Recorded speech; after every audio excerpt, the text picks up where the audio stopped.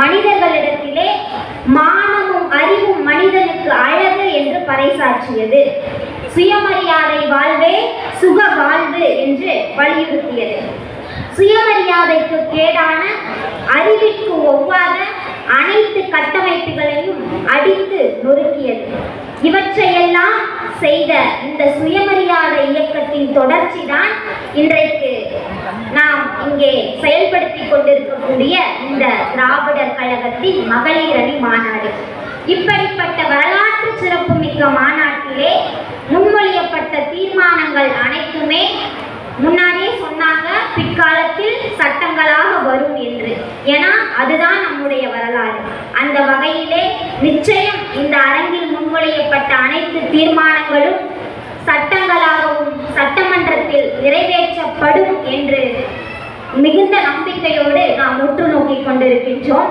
அந்த வகையிலே இன்னைக்கு பார்த்தோம்னா சமூக தளத்துல அடிப்படை உரிமைகளை பெறதுக்கே நம்ம பல வகையான போராட்டங்களை முன்னெடுத்திருக்கிறோம். அதுல முதல் களத்துல நின்னது நம்முடைய சுயமரியாதை இயக்கமும் திராவிடர் கழகமும் தான்.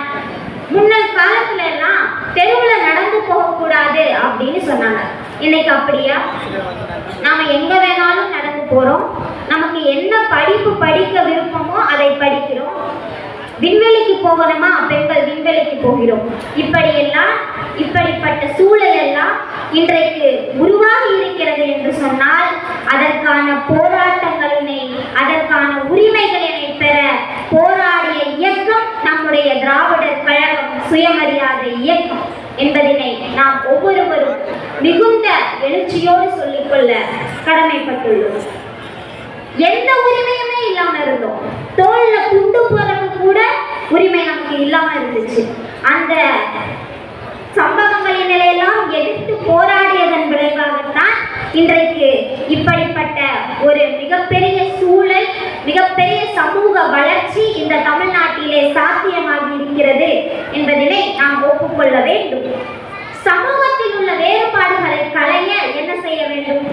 அனைவருக்கும் அனைத்தும் கிடைக்க வேண்டும். அப்போதுதான சமூகத்தில் இருக்கக்கூடிய எல்லா விதமான வேறுபாடுகளும் களையும். அனைவருக்கும் அனைத்தும் கிடைக்க வேண்டும் அப்படின்னா கல்வி கிடைக்கணும், வேலை வாய்ப்பு கிடைக்கணும். தமிழ்நாட்டில் இன்றைக்கு அந்த நிலைமை இருக்கிறதா என்று நாம் சிந்தித்து பார்க்க வேண்டும். பிஜேபி ஆளுகின்ற மாநிலங்களை நீங்கள் எடுத்துட்டீங்க அப்படின்னா அவர்கள் எப்படி இருக்காங்க? அறிவில் தெரிந்தவர்களாக இல்லை, கல்வி வேலை வாய்ப்பு தன்னிறைவு அடைந்தவர்களாக இல்லை. இன்றைக்கு தமிழ்நாட்டில் அந்த நிலைமை இருக்கிறது. நாம் மற்ற மாநிலங்களுக்கு வழிகாட்டுகிறோம் என்று சொன்னால் அதற்கு என்ன காரணம்? தந்தை பெரியாரும் இந்த சுயமரியாதை இயக்கமும் திராவிடர் கழகமும் சமூக நீதியின் ஆட்சியான திராவிட மாடல் ஆட்சி இந்த தமிழ்நாட்டில் நடைபெற்று கொண்டிருப்பதுதான் இந்த மாதிரியான சமூக வளர்ச்சிக்கு எல்லாம் காரணம். இன்னைக்கு பார்த்தோம்னா சமூக களத்தில் ஏற்படக்கூடிய ஒவ்வொரு பிரச்சனைக்கும் முன்னர் நின்று குரல் கொடுக்கக்கூடிய இயக்கமாக நம் இயக்கம் இருக்கிறது. நம்முடைய தலைவர், தமிழர் தலைவர் ஆசிரியர் ஐயா வீரமணி அவர்கள் 93 வயதிலும் இன்றைக்கு ஓயாது உழைத்துக் கொண்டிருக்கின்றார் என்றால் அதற்கெல்லாம் என்ன காரணம்?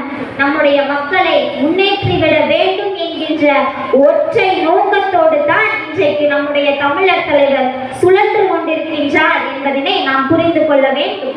இந்த சமூகத்தின் வளர்ச்சிக்கு தேவையான வழிகாட்டு நெறிமுறைகளினை தன்னுடைய அறிக்கைகள் மூலம் ஒவ்வொரு நாளும் எழுதி வருகிறார் என்று சொன்னால் அது எவ்வளவு ஒரு சிறப்பான பணி.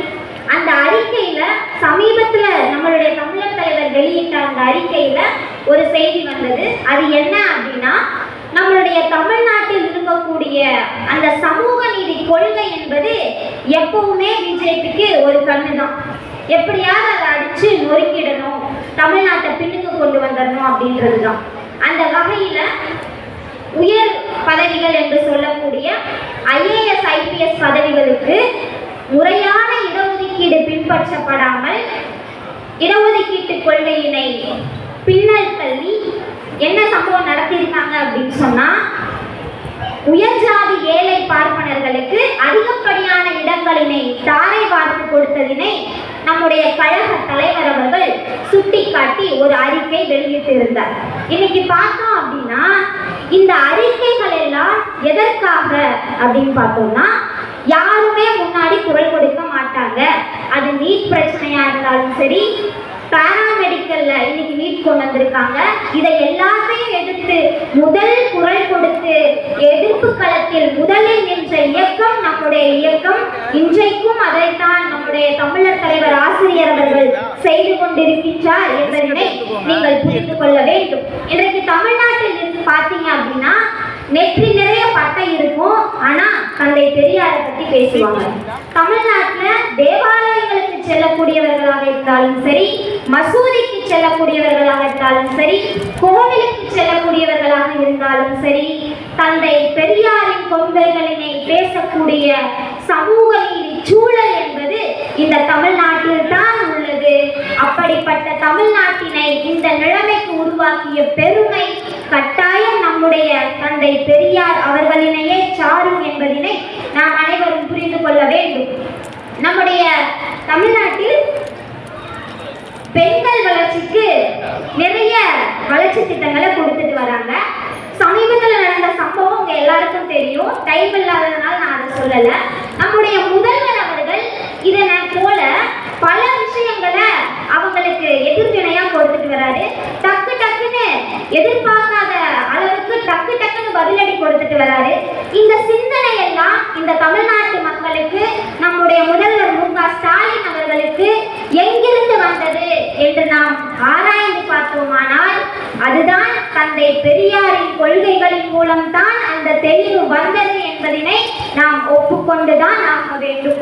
அப்படிப்பட்ட சிறப்பான இந்த சமூக களத்திலே இன்றைக்கு பொருளாதாரமாக இருந்தாலும் சரி, அரசியலாக இருந்தாலும் சரி, அனைத்தையுமே உள்ளடக்கிய நம்முடைய தமிழ்நாட்டின் சமூக களம் மற்ற மாநிலங்களுக்கு வழிகாட்டியாக இருக்கின்றது.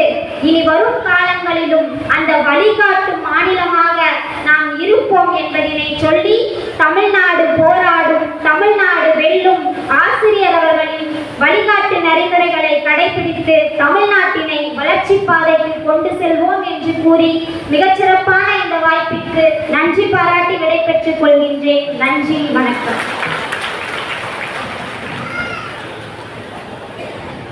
நன்றி.